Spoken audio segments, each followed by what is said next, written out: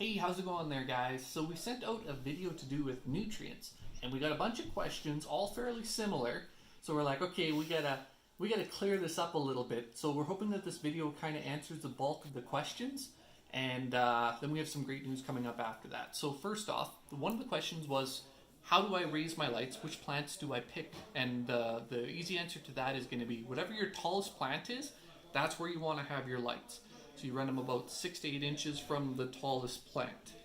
So as your plants get harvested, you can drop your lights, and as your plants grow, and if you're staggering them, because that would be to do with the next question, then it's just whatever the tallest plant is. So the next one is, lots of people like the idea of being able to grow part of a garden and then replanting, say, the next week or 2 weeks after, so that they have this continual harvest instead of everything at once and then harvesting everything at once and then having nothing in between.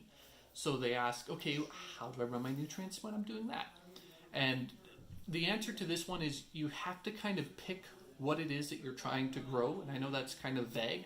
We would strongly recommend, if you've got plants that are in the fruiting phase and they're flowering, that's what you want to focus on. You're going to want to focus in more of your phosphorus and the later stages of your plant. And that's just because you get the best result from fruits than it would be the greens. And so the other thing we want to clear up is, it's not like the other things aren't going to grow.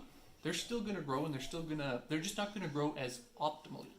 So you're picking one thing in the case of fruits because that's just the best bang for your buck. Your peppers, your tomatoes, that's where you want all of the energy of the plant to go towards. The lettuces, the herbs, they're still going to grow. They're just not going to grow as fast as if you were catering to them with, say, 18 hours of light and way more focus on your nitrates. So that'd be the bulk of that question. And then if you are, say, going to, let's say you kind of run into a bit of an issue where you have plants that are flowering, other plants that are already fruiting because you've replanted, and a bunch of greens in between. And we would say you still want to stick more for your fruiting, just because that's what you want. You want the tomatoes, you want the peppers, you want the beans. If the other ones are kind of slow to grow to that point, it's not, you have to pick one. If you have a plant that loves the sun and a plant that doesn't like the sun quite as much, and you only have one setting of light, you got to pick one or the other, right? So we would say the fruits are the best ones for you to invest your time in. Everything else is still going to keep growing. It just doesn't grow quite as fast. So the last little bit is, we got news, we got all of our stuff coming in on this weekend. We've got the garage set up, we've got all of our friends ready to start helping assemble. We actually did a little bit of bagging of the rock wool and a couple other things.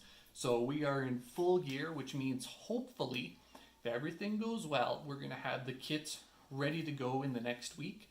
And then we're going to be doing shipping probably the following week. So kits are on their way. I hope this clears things up. I'm sure I'll get some more questions, and we're happy to answer them. So thank you, guys. How are they can contact us if they have questions? If you have questions, you're totally free to contact us via our emails. So mine's Ryan, ryan.agrey, A-G-R-E-Y, at hopeinnovation.ca, the same as the website is.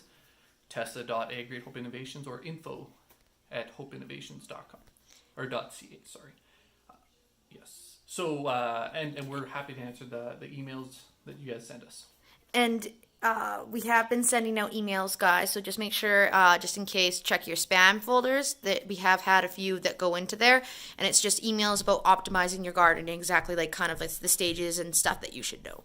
So, yes, yeah. Exactly, yeah.